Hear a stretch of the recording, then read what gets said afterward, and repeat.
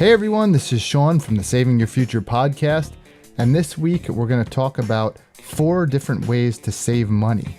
Thanks for joining the podcast. If you haven't subscribed yet, please do so, and check out some of my other episodes as well. This podcast is based on the book Saving Your Future, which I wrote in 2013, so definitely check that out too. I'll leave where you can get that down in the show notes. So today I wanted to talk about 4 different ways in which you can save yourself some money. The first one is to pay yourself first. Looking at paying yourself, creating a savings as a way of making it like a bill. So every month you have to pay your cable bill, your phone bill, your rent, and so on. Make the amount of money that you want to save a bill. So if you say you want to save $200 a month, treat it as a bill. Set up a separate bank account or set up a separate savings in which you're going to deposit that money. If you're not very disciplined, maybe if you have direct deposit at work, set that up as a separate account in which part of your money gets transferred into that account every period. So that would be one way to save yourself some money, is by paying yourself first and not spending that money, putting it aside.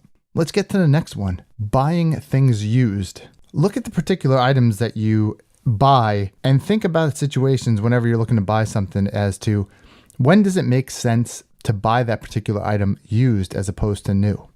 With things like eBay out there, with online marketplaces, you can find a lot of the things that you're looking for and get them much less expensive because somebody else already bought them and decided they didn't want them.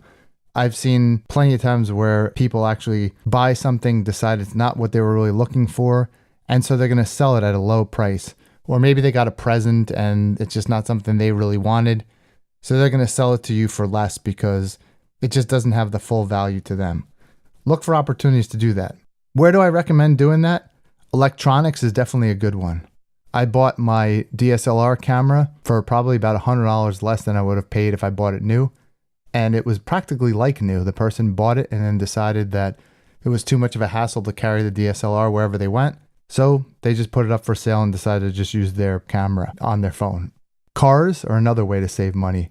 Generally, you're going to take the biggest hit right up front in the first couple of years. So if you look at a car that's 2 or 3 years old, low mileage or reasonable mileage, of course you have the risk with a car that there could be some issues, but get a quality mechanic to check it out. It's definitely worthwhile, and you can save yourself a considerable amount of money. I might have mentioned in an earlier podcast, I bought a 2017 Dodge Journey, and it's a year old. I paid $13,500 for it, as opposed to in the $20,000s if it was brand new. It only had 40,000 miles on it. The car had been a rental car, and while it had a decent amount of mileage for being 1 year old, 40,000 miles on a car and to save myself maybe almost half of what I would normally have paid, definitely worthwhile. Furniture could be another thing. I'm looking to get myself a desk chair. Went and got myself a chair that was less than half price because someone decided they didn't like it. Still in great condition, plenty of use left, plenty of life left. I'm going to go ahead and get that chair. You can find online too. There's a lot of places that they have reuse sites where people just give away items. Look for the opportunity to do that. Look at some of your local thrift stores. You can find clothing, you can buy furniture, you can buy books, all kinds of things that you would pay full price at a store. Go and get them. Now, I would definitely recommend that you stay away from shoes or certain other items, bedding, that kind of thing. I probably wouldn't buy at a secondhand store, but on other things, definitely use your imagination. Look for ways to save and at least check it out. If it's something you don't do long term, that's fine, but take a look, see if there's things that might make sense and might save you significantly. Any item that is going to depreciate quickly, look for something that has value, that'll last a long time, but that you can get money off from what it would be new because it doesn't really matter to you. Think about those things and see how you can incorporate that into your life. Now, another thing is buying DVDs or Blu-rays or buying movies digitally. If it's a movie you're going to watch once, maybe twice, and it's just going to sit on a shelf or it's just going to sit in your digital library, is it really something you need? Do you really need to buy that versus renting it? Now, I got another tip when it comes to that. What if you just go to your local library? Many libraries are even now offering you the opportunity to download or rent via the library digitally. So you can just go on your phone, download your local library's app, and you can get movies, audiobooks, all kinds of entertainment for free from your local library. So definitely consider that as an option to save yourself some money too. Now, here's something that's going to be a little bit different. Number 3 out of 4 is spend on good quality in order to save money. What do I mean by that?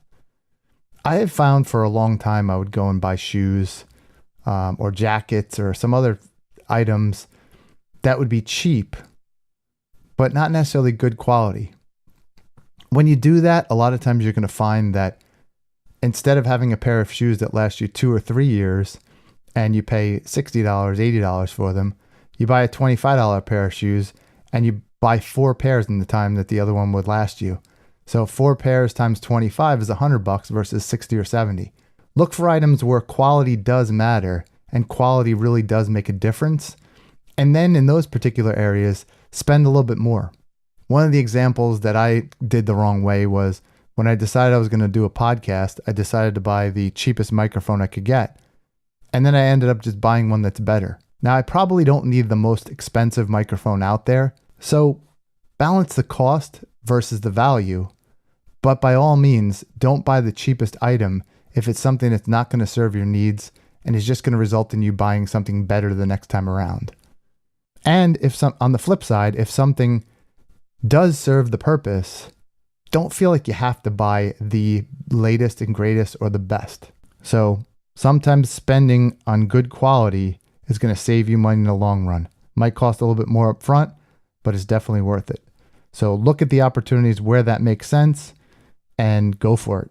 Now, the 4th and final item I'm going to talk about here is getting rid of subscriptions and looking for other ways to cut your expenses.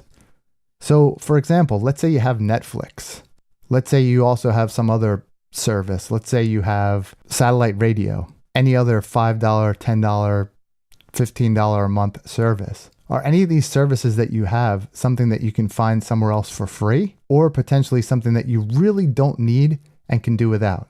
Can you then take that money and take that into the first thing I talked about, paying yourself first? We canceled Netflix probably about 5 or 6 years ago, and I'm not trying to pick on Netflix because they do offer some great value, but we canceled it about 5 or 6 years ago, and I really don't miss it. Sure, there's some series on there that people watch, and it might bring you value, but if that's something that's important to you, then go ahead and keep it. But look for other subscriptions, look for other things that you're paying for that maybe you don't need. Maybe you have a gym membership, you don't go to the gym. Maybe canceling that would be good. Look for a way to get rid of things that you don't necessarily use or that you can potentially live without and save that money. Even $5 a month doesn't sound like a lot, but it's $60 a year. If you could use that $60 on something better or invest it in something, might be worthwhile, might make sense. The other thing to consider is if you go out once a week, or let's say you go out to lunch all the time at work, can you take one of the going out events, potentially cut the cost on that? You can save that money. Look for where that is. In your particular situation, like I said, it could be going out to lunch all the time, and instead you just buy some groceries or you buy lunch meat or whatever it might be and save that difference. Or it might be that you go out once a month and have a fancy dinner. Could you maybe skip a course on that dinner or make that once every other month? Or look for a way to just save a little bit of money in that particular area.